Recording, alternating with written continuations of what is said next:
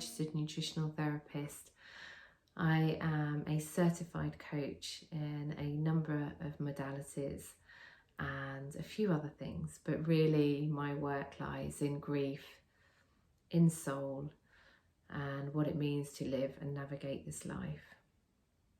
I wanted to talk today about what it means to age and grow old in our Western society. And I'm bringing this because I'm noticing a lot coming up in myself personally, and I really wanted to open up the conversation, to bring in some curiosity, and I think most importantly to challenge the narrative around aging. As I was thinking about what I wanted to talk about today, I was even thinking about the words that we use and how words can be important and not important. But when we think about words, they usually have meaning attached to them, unspoken meaning as well. You know, if we think about the words young and old, somehow, and this may not be true, but young might be better, old might be worse. There might be some of that meaning in there. I know I feel that young is better, old is worse, that somehow in my being, in everything that I've seen, heard, felt, that's one of the beliefs that's there. And this is why I want to challenge it, because, you know, I'm getting older, my body is changing, and I can really feel this. I can really feel this contradiction in a way, because I am pro-aging. I believe that aging is a privilege, and yet there's huge resistance in me too. Like I shouldn't be aging, like my eyes and my eyesight shouldn't be changing, and my body shape shouldn't be changing, but they are, because I'm growing older, and that's what happens. You know, my body has carried me around for nearly 47 years now, and our bodies will change. But we live in a society where much of the messaging is around anti-aging. It's anti-aging, it's about stopping aging. And I think this has a detrimental effect on a number of levels. I think for each of us personally, you know, if you're coming up to those ages, you might be feeling that. And also collectively, because I feel like we are missing everything that comes with age. We don't talk about the goodness of what it means to age. You know, and I'm noticing something in me at the moment, that when I say that I'm coming up to 47, like in me, there's part of me that's young. It is still young. And yet there's something around coming to 50 that then is like, oh, you're getting older. And so I'm sitting with all of these things. And then there's the piece around, you know, not wanting to age or resisting aging. And yet the freedom that comes with aging is truly amazing if we allow it. You know, there can be a freedom. I feel the happiest, most content, most comfortable in my skin that I ever have done. That's one of the one of the beautiful things about getting older, I think. And so I think what I'm trying to say is it can be so conflicting around aging. There can be all the anti-aging messages, that feeling in your body where it's like, oh, things are changing and I don't want them to change. And yet there's like, oh, I know who I am now. Or I'm getting to know who I am. You know, if we're lucky, we could still have, you know, our time over again. We could have another lifetime in us already. And so these are the things that I think can cause some anxiety, some internal conflicts within. I also think that there is a lot of shame around aging. I don't know that we talk about it in that way, but I even noticed that I didn't want to wear my glasses. So my eyesight has changed hugely over the last 3 years, and really now I can't get away without wearing my glasses for very long. And I noticed I wanted to take them off for this video, that there's that tiny little bit of shame there. And, you know, I'm working to unhook that. But I think that comes from this belief or this messaging, this narrative, you know, that aging is bad. You know, we are anti-aging. And yet it's going to happen to all of us. We will, if we're lucky, and this is the thing, if we're lucky, we will age. You know, and what a magnificent thing. What a magnificent thing, but we don't see that. We don't revere aging. We don't revere our elders in our society as some cultures do, or as we did in the past. I mean, just think about it for a moment. What are your relationships like with your elders? Are they a burden, or are they inherently in and part of, you know, your little community? You know, I've had to do a lot of work on that relationship, on, you know, that they have so much wisdom. And can we allow them the privilege of aging? Can we hold what it means for them to age in a society that doesn't revere aging or our elders? What are they having to contend with as we're kind of approaching it? And I think that's where it can start. Don't know if this is making sense at all, but I think there's something here around our relationship with our elders, and how the kind of the community and village has been broken down, so that we no longer have the threads of lineage of wisdom that runs, that can then impact how we feel about aging. You know, I think there is a lot around the body,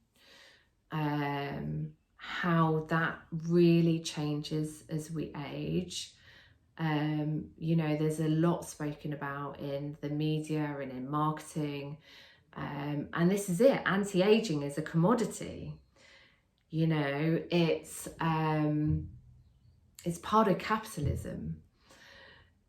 You know, to stay young, to just to stay young. You know, can we welcome the lines on our face that says we have lived this life? And it can be hard. It can be hard when what we're being shown and what's, you know, on our screens and what's being delivered to us every day, you know, talks about the next anti-aging cream. I want to welcome the lines on my face And like I say, and there's resistance too. But I want to welcome the lines on my face. You know, I've laughed and I've cried a lot in this lifetime. And those lines are a reflection of all of that, everything that I've lived. You know, and for women, we have the landscape of menopause as well. I think there's a couple of things with menopause. One of the things that I'm sitting with is, you know, menopause is moving from kind of that mother stage into elderhood. And there's obviously, you know, a big transition.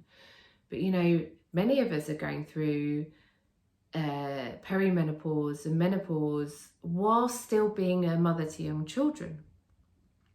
And again, that comes back to the conflict. It's like we're supposed to be, really what the menopause is about is leaving that period of our lives behind and growing into something else. And yet there's a dichotomy because we've still got younger children, and managing the menopause whilst you've got young children is a challenge in itself. And I think with menopause as well, you know, again, I'm so glad that we are talking about the menopause so much more than we ever have done. You know, I often wish that my mum was here to talk to her about it, because I don't know her experience of it. But from what I've kind of gleaned and gathered, and, you know, that it was a silent, isolated journey. And so it's really good that we are talking about it. And this is a metamorphosis. This is a period of our lives where we are changing and growing into something else. And again, you know, there's just the resistance there to this change. I feel it in myself, I know. And I wonder how we can embrace it more. You know, one of my teachers and mentors said to me, what would it look like for the menopause to be a soulful journey, an initiation? And that changed and shifted something for me, because this is what I want it to be about. This is what I want to be my next years to be all about. I really, really want to drop into aging. I want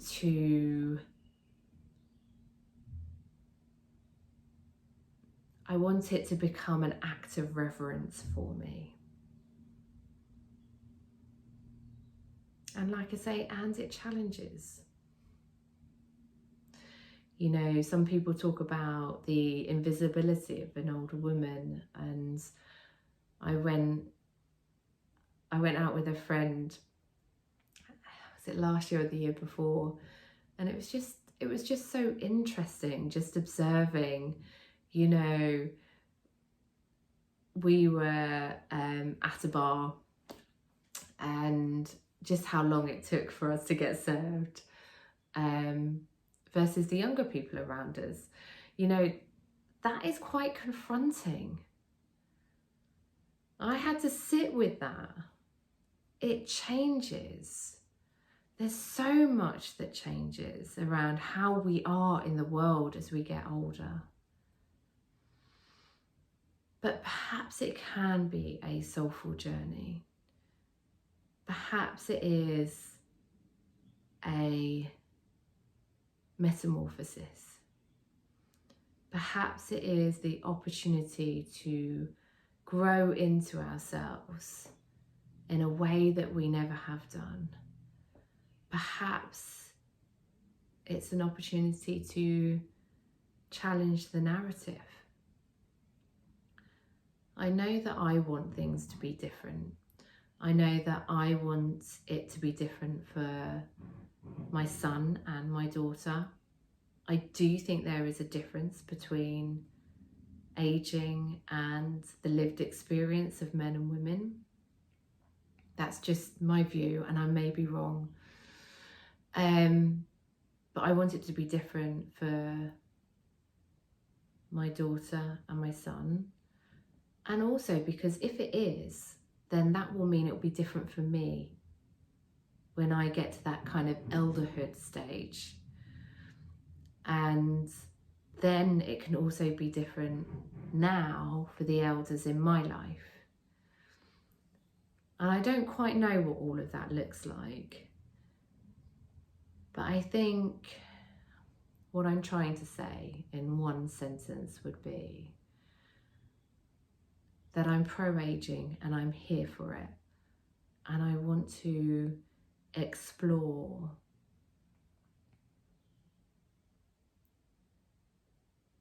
all the things that lie underneath aging, and the shame, and also the grief that comes, you know, with a new life cycle. Something is ending and something else is beginning. And my work in grief has shown me that grief is appropriate. And so it's not that this will be, you know, a smooth ride in any way, but maybe we can just allow all of it in and just start to challenge maybe the stories and beliefs that we have around it. Yeah. I'm wondering if there's anything else that I want to say, but I'm going to leave it there. And I would love, like I say, to open up the conversation. What are your thoughts? What are your opinions? Where are you on this journey? But I think we're at a really powerful place, particularly for women, you know, to step into something that's liberating